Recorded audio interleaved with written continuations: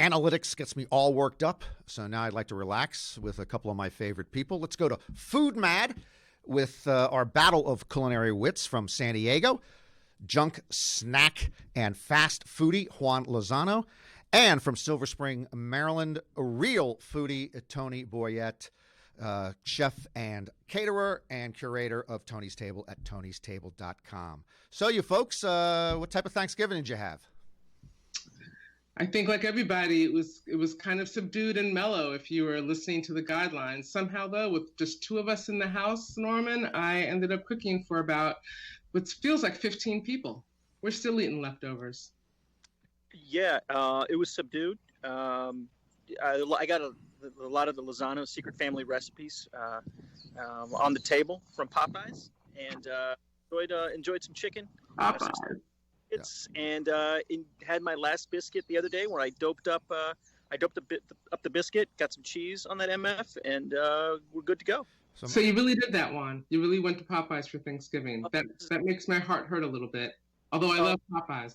Mine does probably hurt, but probably not for the reasons you think. But yeah, no, that's exactly what I did. Well, my guess is that Tony cooked for 15 people and you ate for 15 people. And, this time of year, with the holidays, we talk a lot about turkey and ham, and our everyday staple of chicken gets looked over. But chicken is the best, and I'm sure you two eat a lot of chicken. True. Yeah, no, the chicken generally tends to be of the fried variety. Don't really necessarily like the baked so much. Also, don't like the grocery store rotisserie chicken, which seems to be a favorite of everybody's, and that's a no-go for me. That's a no-go. Yeah, fried chicken is, I do love baked chicken. It's particularly a good spatchcock chicken. Can't beat that. But fried chicken, what can I say? It's, my Black family, from half of them from North Carolina. Of course, we love some fried chicken. And I got to go with you on that one, Juan. The store-bought stuff doesn't really do it for me.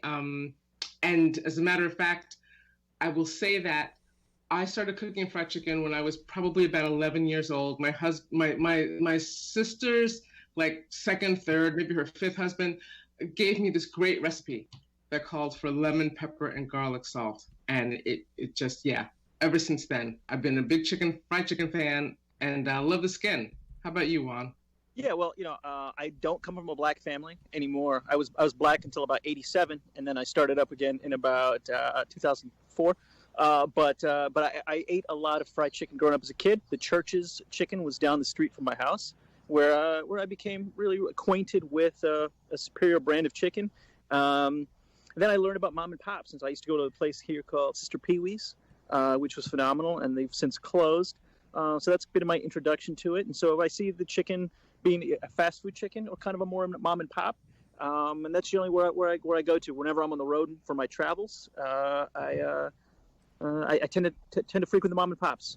For the mom and pops, I'm with you there. I'm finding a lot of good stuff, great stuff at the mom and pops. For the longest time, back in the younger years, I would go to Popeyes was my joint. As a matter of fact, the first time I ever went to New Orleans, I convinced myself that the first and largest Popeyes that we saw somewhere just outside the French Quarter was the original Popeyes. So therefore, I made it my mission, which I sadly fulfilled, of going there right after breakfast and then right after lunch and then before dinner. I ate at Popeyes 3 times a day. Loved Popeyes, and Church's we have here on the East Coast, and I found them to be okay. I'm ashamed to say that in my younger years, as a kid, KFC, thank God I grew out of that, but KFC was a favorite family. Yeah.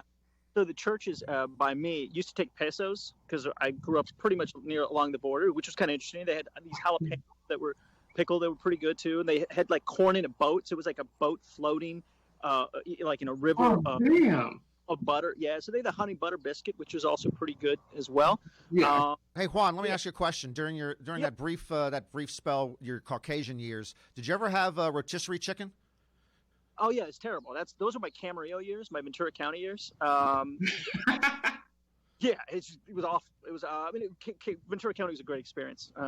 But yeah, no, it wasn't the place that it is now. I think I guess Kardashians live there now. I don't know, maybe, but so it's changed a little bit. But back then it was the Vons. Hope Vons is not a sponsor. Their chicken. It was bland. It was how do I put this? It was the chicken of the Gentiles. Chicken of the Gentiles. It's a very good way to put it. I gotta tell you, you're hitting all my embarrassing but greatest hits. Rotisserie chicken. Used to love rotisserie chicken. Even the stuff that you get from Costco.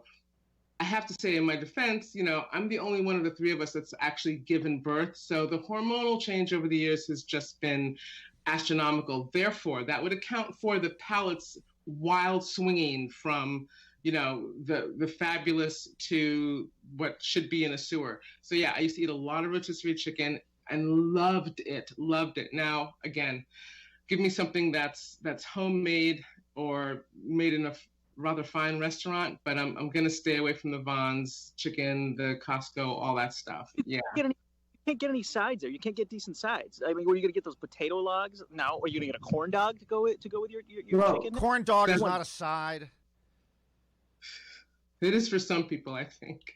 The mini ones, maybe, but yeah, I got to go back for a second. Your church's sides that you're talking about, we did not have those in the suburban DC area over here. That's definitely when you get to the locations where you've got a more diverse crowd or indigenous folks living. That's where you're going to get your real food, leaning towards the mom and pop, theory that you have of having the best foods. With that as well too, like a fruit punch or a grape flavored drink.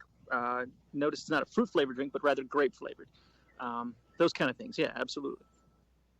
Top breads that you like to have with your fried chicken. You mentioned your honey glazed biscuit. Never had one of those from Church's, I have to say. Yeah, phenomenal. I like those a lot. It kind of depends on how heavy the breading is on the chicken itself. So, like, for example, Honey's Kettle in Culver City, California, has a really thick skin. So it doesn't necessarily need the bread, but something with a little bit of a thinner skin. You want a biscuit, which I enjoy. If the biscuit is flavored, it's pretty good. Also, like a what do you call it? The cornbread is okay. Bread? Go ahead. No, cornbread. I'm helping you think there. I gotta say, you have a totally different status, or not status. You have a totally different, like a standard or perspective of how you're looking at your bread. For me, it's all about where you're eating. There used to be a place in San Francisco called Moselle's. Had the best chicken. I mean, the chicken was just if you could mount it on a setting, you could give it to somebody as an engagement ring. Okay, this is the best fried chicken in my life. That all it needed was a piece of plain Wonder Bread or something wrapped around it or in the container with it, and that was fine. So if I'm eating someplace real casual or on a bus, you've heard the stories of people getting on the Greyhound buses and Black folks couldn't get off the bus in the South.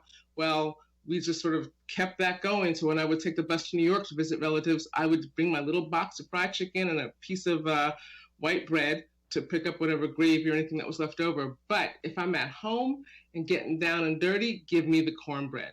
If I'm in one of the nicer, sedity restaurants trying to serve fried chicken and it happens to be a good fried chicken, it's got to be good if I'm going to order it.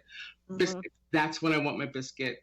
Little side of gravy there, to just drizzle all over everything. Speaking of white bread, it's about time for me to eat. And unlike you all usually eat sitting, standing, or in a car.